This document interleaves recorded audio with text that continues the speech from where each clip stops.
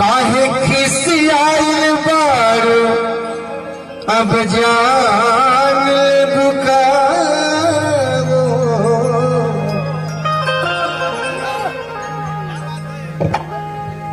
सही बताई संजीव भैया, 2 साल पहले हमसे भेटाइल पूरा लॉकडाउन भेटाइले नहीं।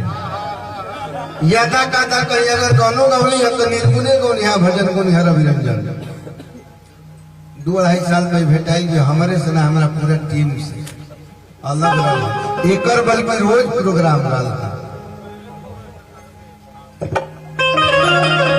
काहे खिसियाइल बारो अब जनवे पुकारो। अरे बोलेगा मरे सुन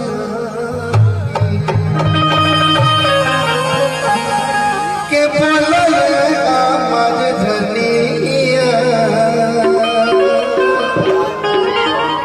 अरे बोला हम सुगनी अपना बोला हम सुगनी पराने उतला।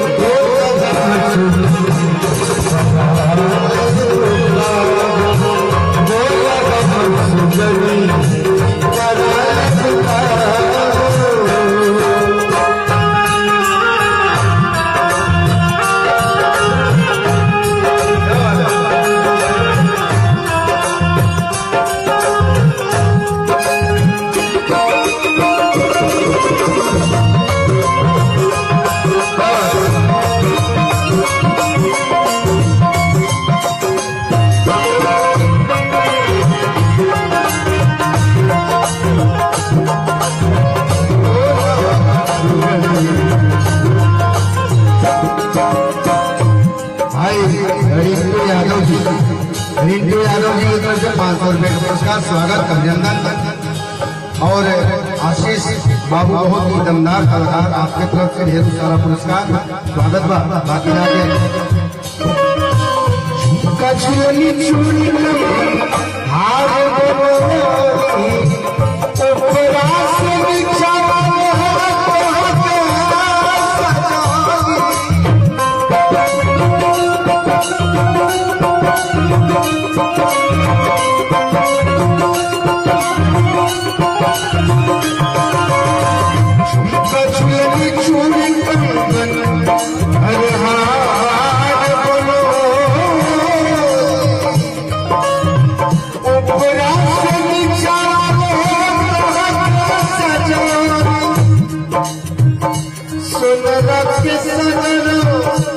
अब दुकान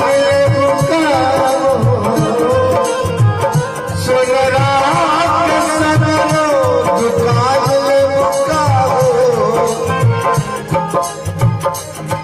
तनी बोलना मोह खोलना तनी बोलना सुतल बारू साँझ से चदरिया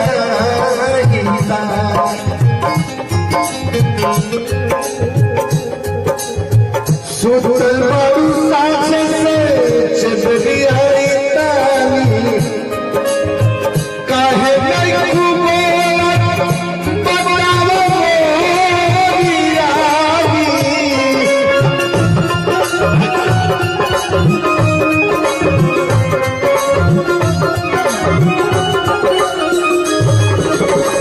सुतल बारू साँझ से चदरिया काहे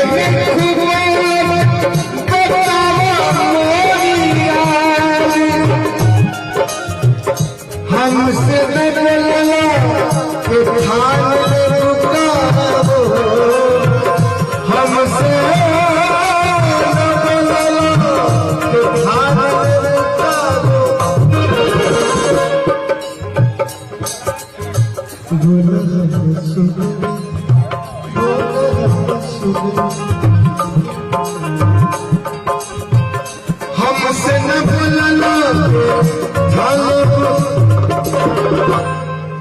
कौन मर्द अपने मेहरारू के भी इतना मानत होके जानत होके